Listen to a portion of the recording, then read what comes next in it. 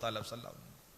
اور ایک حدیث پاک حضرت کعب رضی اللہ تعالیٰ عنہ اس حدیث کے روایت کرنے والے ہیں. وہ کہتے ہیں کہ میرے والد بھی عالم تھے. حضرت کعب بن احبار جنہیں کہا جاتا ہے، اسلام لے آئے تھے، صحابی ہو گئے تھے.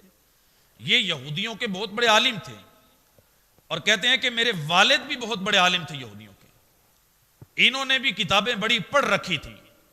کہنے لگے جب میرے والد کی وفات کا وقت قریب آیا، میرے والد کا آخری وقت آیا نا، اس وقت میرے والد نے مجھے بلوایا اور بلوا کے مجھے ورقے دیے دو، اور دو ورقے دے کے کہنے لگے کہ اسے سنبھال کے رکھنا، اور مجھے قسمیں وغیرہ دیں کہ ان ورقوں کو تو نے کھولنا نہیں، پڑھنا نہیں، جب میں اس دنیا سے چلا جاؤں تو پھر ان ورقوں کو کھولنا.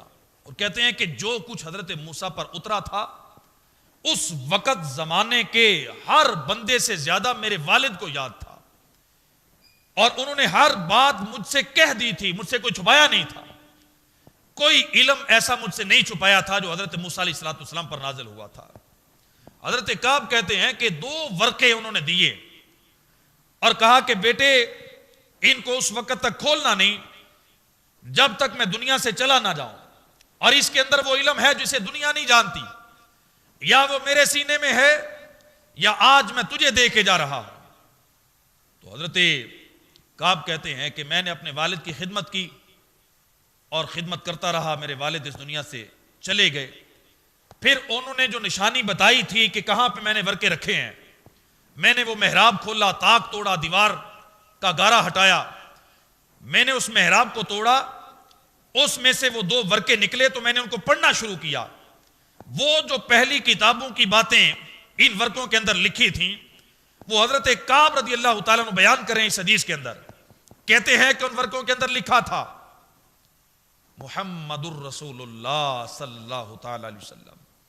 ابھی نبی کریم صلی اللہ تعالیٰ علیہ وسلم کا کلمہ نہیں پڑھا، ابھی حضور کی بارگاہ میں یہ گئے نہیں، ابھی تو وقت کافی پڑا ہوا تھا پیچھے، یہ بہت پہلے کی بات کر رہے ہیں.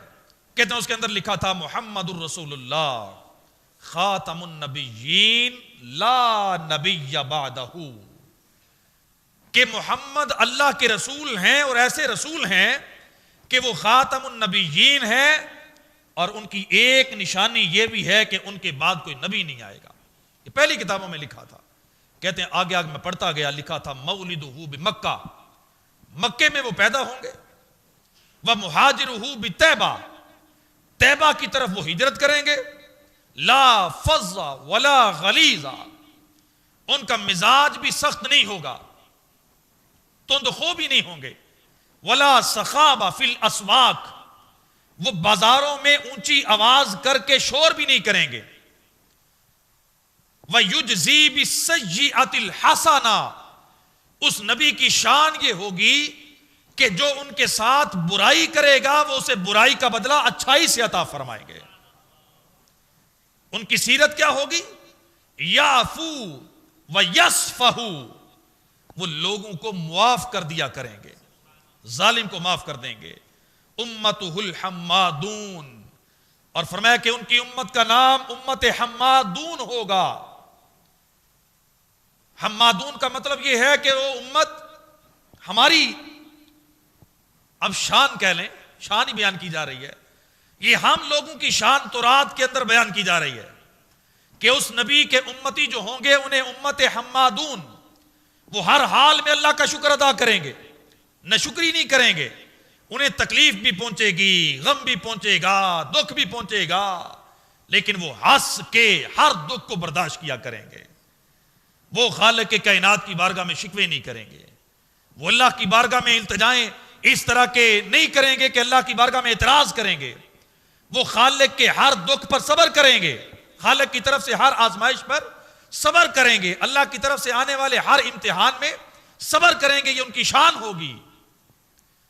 وہ جس طرح بابا فرید رحمت اللہ تعالی نے ایک ربائی لکھی ہے نا کہ اے تن میرا جے کنگی ہوئے میں زلف محبوب دی واواں، پوش میرے دی بن جائے جتی، یعنی جو میرا گوشت ہے پوش میرے دی بن جائے جتی، تے میں یار دے پیری آواں، جے سونا میرے دکھ وچ راضی میں سکھ نو چلے ڈاواں، یار فریدا کدے مل جائے سونا میں رو رو حال سناواں۔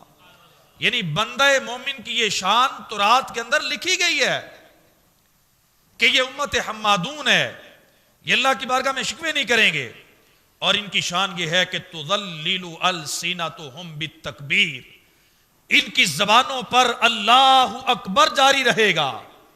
کیا جاری رہے گا؟ اللہ اکبر، بولیں ذرا صاحب، کیا جاری رہے گا؟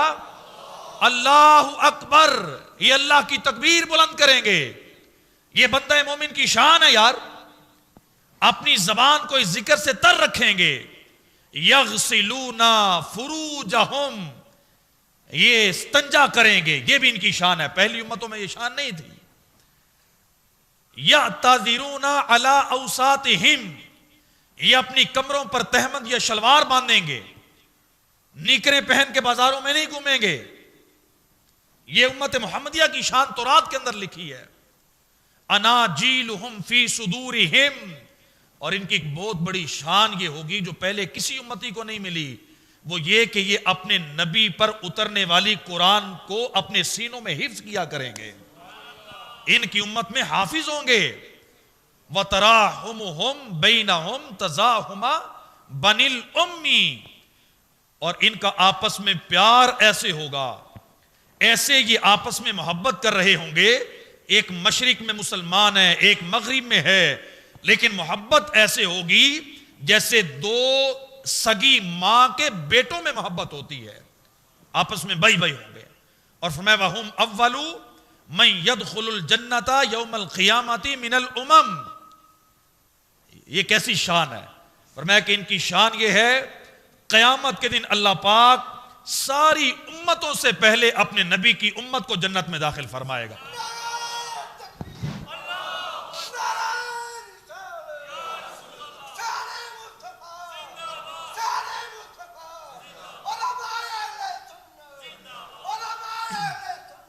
چند حدیثیں جو میں نے آپ کے سامنے بیان کی ہیں ختم نبوت کے حوالے سے، مقصد یہ تھا ان کو سنا جائے، یاد رکھا جائے اور دوسروں تک پہنچایا جائے، ایمان کی فکر کی جائے، اعمال پہ قیامت کے دن بخشش کا خوشخبری ہے کہ اعمال میں کمی رہ گئی جو بخشے جاؤ گے، اللہ کی رحمت ہے۔ لیکن اگر آپ کا عقیدہ ایمان کمزور ہو گیا، اس پہ قیامت کے دن سمجھوتا نہیں ہوگا۔ اللہ رب العزت کی بارگاہ میں دعا ہے اللہ پاک ہمیں ایمان و اعمال کی حفاظت کی توفیق عطا فرمائے، آمین بجاہ النبی صلی اللہ علیہ وسلم۔